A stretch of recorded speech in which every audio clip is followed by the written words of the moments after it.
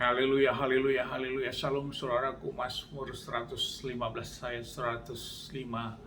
Firman Bapa Pelita, bagi kakiku terang, bagi setiap jalan-jalanku. Renungan pagi KPI Mayim Kayim pada hari Selasa tanggal 6 Desember 2022 atau pada tanggal 12 Kislev 5783. Diambil dari kitab 1 Samuel 4 ayat 22 yang merupakan kelanjutan pembacaan haftarah kita pada pagi hari ini, yang berkata demikian, saudaraku. Karena itu ia berkata, kemuliaan telah meninggalkan Israel sebab tabut Elohim telah dirampas. Saudaraku, perikop yang baru saja kita dengar adalah tentang bangsa Palestina merebut tabut Elohim. Saudaraku,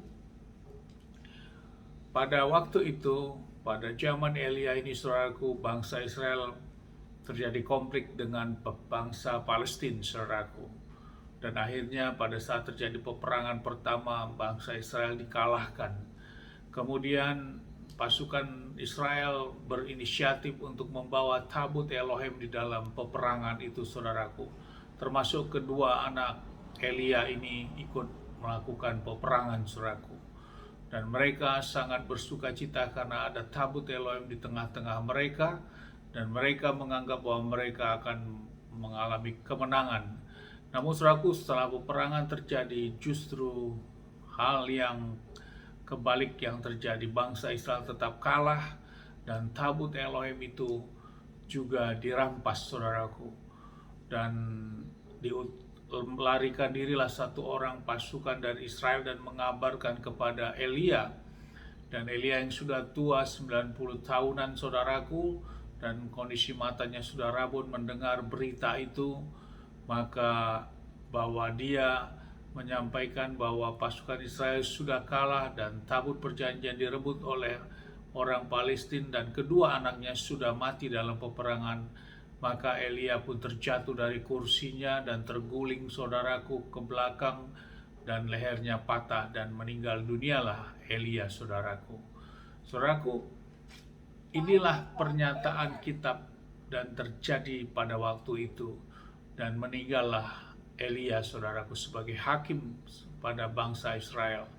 Dan memang Bapa Yahweh tidak pernah berbicara setelah kejahatan yang dilakukan oleh anak-anak Elia ini, saudaraku, di tabut perjanjian ini, di bait Elohim ini, saudaraku.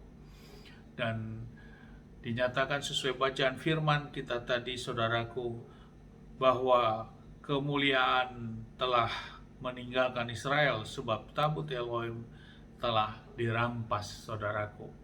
Dan inilah pernyataan yang diterima oleh Samuel saat Samuel dipanggil 3 kali oleh suara itu, dan itu adalah suara Bapa Yahweh yang dikatakan dalam pernyataannya bahwa di ayat 1 Samuel 3 ayat 14, karena itu aku telah bersumpah di hadapan kaum keluarga Elia bahwa kesalahan mereka tidak dapat ditebus oleh korban ataupun persembahan apapun selamanya. Inilah, saudaraku, yang terjadi bagi Elia, dan garis keturunannya juga sudah habis, walaupun saat sudah meninggal istri dari anaknya sedang mengandung dan melahirkan seorang anak, saudaraku. Lewat peristiwa ini, saudaraku, yang menjadi renungan dan relevansi di dalam kehidupan kita. Memang tabut Elohim menggambarkan bahwa di sanalah turunnya kemuliaan Bapa Yahweh di dalam kehidupan kita.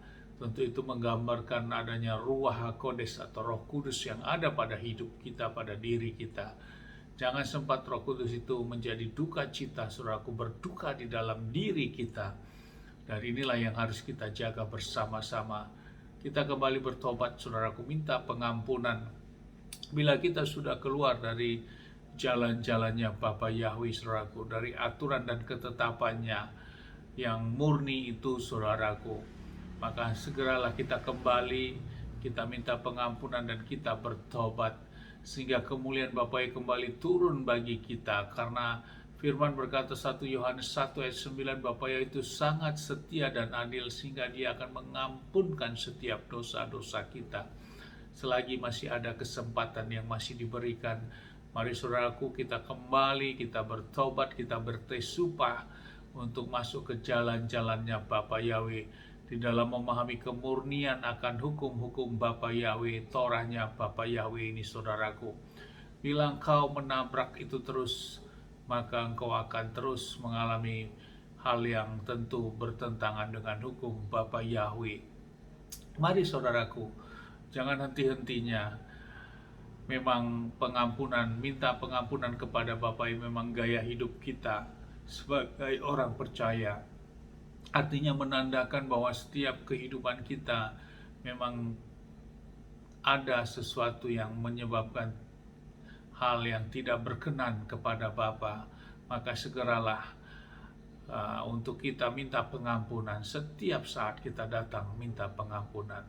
Karena doa Bapa kami juga yang diajarkan oleh Adonai Yeshua HaMashiach di sana berkata, ampunkanlah atas segala kesalahan kami seperti kami juga mengampuni orang yang bersalah kepada kami.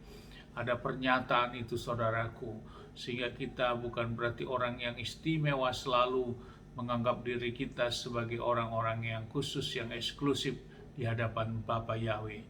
Sesungguhnya tidak seperti itu saudaraku. Karena standarnya Bapa Yahweh adalah Bapa Yahweh sendiri yang tahu. Namun jangan kita pakai standar kita samakan dengan standar Bapa Yahweh. Itu namanya kita mencuri kemuliaan Bapa Yahweh itu. Biarlah firman pagi ini meneguhkan bagi kita, untuk kita dikembalikan dalam berjuang untuk melakukan ketaatan hukum Bapa Yahweh yang murni itu saudaraku. Dengan kita terus menggali akan kemurnian itu, sehingga tidak ada yang memang kita merasa benar namun sesungguhnya hal itu adalah salah saudaraku, karena kita memakai analogi pribadi, bukan standarnya Bapa Yahweh seperti yang tertulis di dalam kitab suci ataupun kitab kemurnian ini saudaraku. Biarlah firman ini meneguhkan bagi kita, menguatkan bagi kita, untuk kita dikembalikan, untuk kita ditesupah kembali minta pengampunan, agar kita dapat terus berjalan, berjuang, melakukan hukum kemurnian Bapa Yahweh. Amin, haleluya. Sukses besar buat kita semua. Dari tempat ini saya berdoa, Bapa yang memberkati melindungi kita semua, dimanapun kita berada. Bapa yang menyinari wajahnya kepada kita, berikan kita kasih karunia. Bapa yang menghadapkan wajahnya kepada kita, berikan kita damai sejahtera. Apapun yang kita kerjakan sepanjang ini, semuanya menjadi berhasil, dan kita orang percaya kepada Bapa yang kita tidak dipermalukan, dan janji keselamatan yang pasti hanya bersama Adonai Yeshua HaMashiach, Mesias kita, Juru Selamat kita yang hidup. Amin, haleluya. Shalom saudaraku.